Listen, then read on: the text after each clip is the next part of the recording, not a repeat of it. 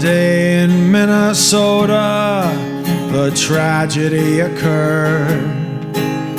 May 25th, 2020 turned out to be cursed. In a Minneapolis street, the spirit of hatred came alive. In Powderhorn, the world would change forever in our sight.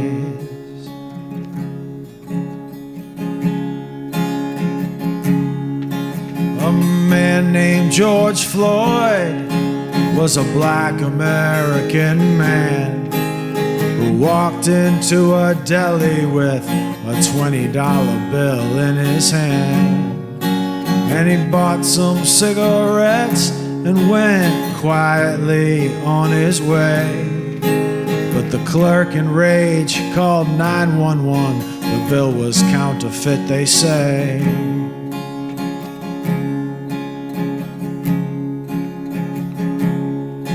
After that, it didn't take long for the police to track him down and took George into custody without proving charges found. So he kicked and screamed the best he could and tried to make his case. But the officer then slammed him down, prostrate on the ground.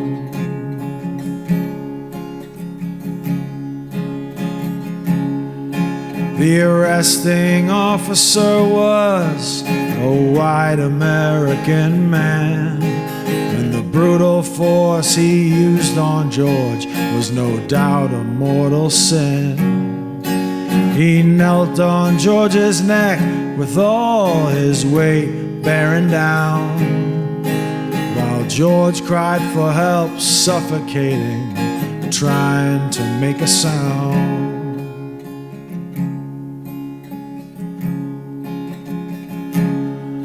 George said, "I can't breathe," and begged for mercy and air. But the officer knelt for 9 more minutes like he didn't even care. But what really made this horrific scene different than the rest was the whole incident was caught on camera for the world to assess.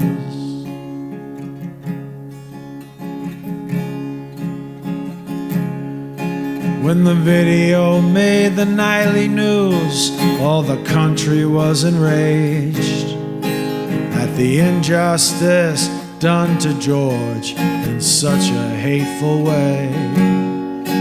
And the racism that was so clear and obvious to all had shocked the system to the core. This was the final straw.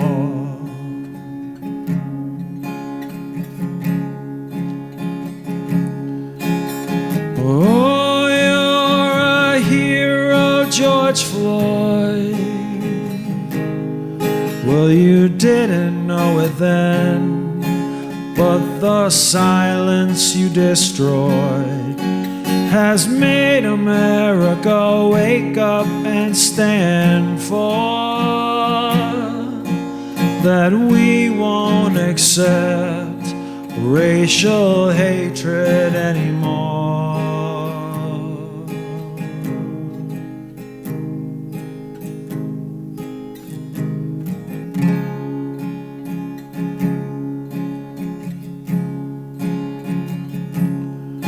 From the day that George was murdered, the country was enthralled with hopes that this great tragedy would bring a change once and for all.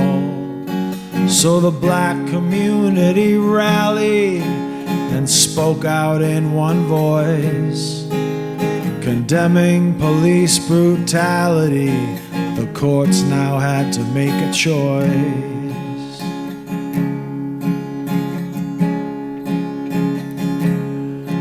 Now they charge the offending officer with murder, 3rd degree, and also charge the assisting officers a appropriately.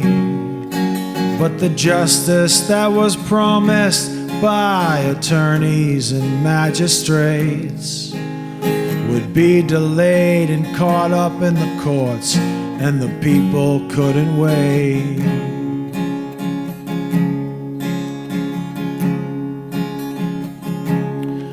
So the crowds began to protest in all the city streets. Across the country there was now a movement of uniformity. But soon that peaceful spirit was broken tragically by the emergence of violence in the crowd that rose up suddenly.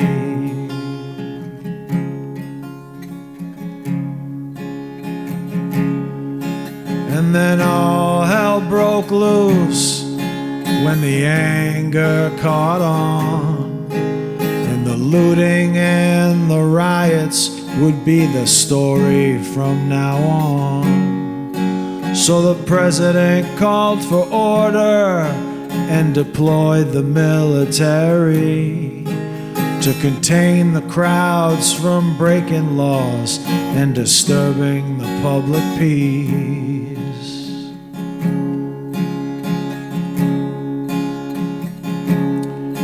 In about a week or so, the peaceful protests had returned, and the larger message wouldn't be lost on the vandals and buildings burned. And the protesters were stronger now with a more righteous intent.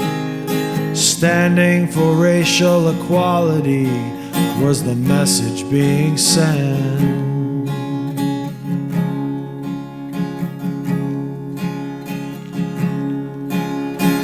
Oh, you're a hero, George Floyd. Well, you didn't know it then, but the silence you destroyed has made America wake up and stand for that we won't accept racial hatred anymore. Oh, you're a hero, George Floyd. Well, you didn't know it then, but the silence you destroyed has made America wake up and stand for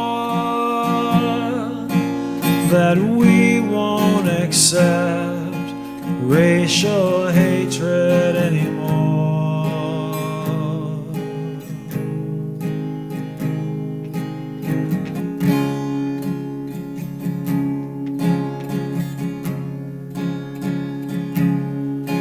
So now that the issue's been burned into everyone's brain, that changes had to be made moving forward in the public domain. And the levers of the government machine would now have to be pulled to change the current system and the new values to uphold.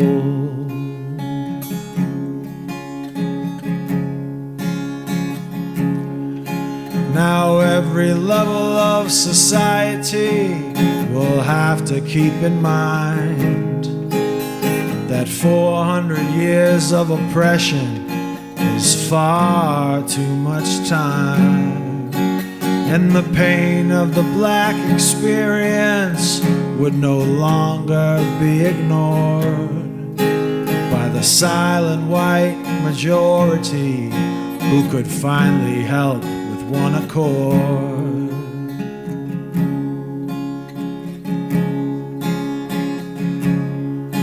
Making sure all peoples of color are awarded equal worth, and a new life of love and liberty could now be given birth. So it's up to us to make this dream, what seems like common sense, come true. I'm optimistic that people's hearts can heal and be made new.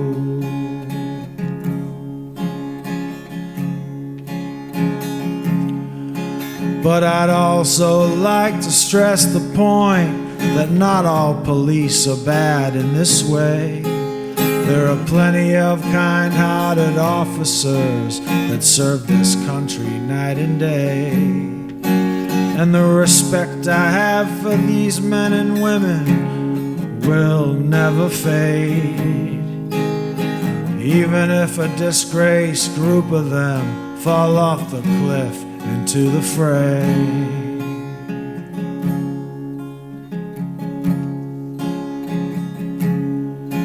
So to my beloved country, don't let this chance pass you by, to begin to right the wrongs of the past and make the evil die. And the prejudice that may live in you will never have a place in the best world that we now could build with the help of God's grace.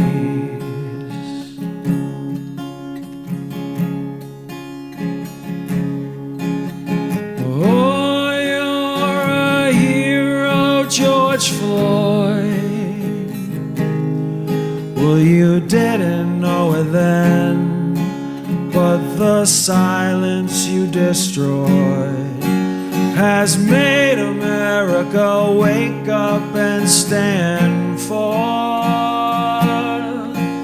that we won't accept racial hatred anymore. Oh, you're a hero, George Floyd. Well, you didn't know it then, but the silence you destroyed has made America wake up and stand for that we won't accept racial hatred anymore.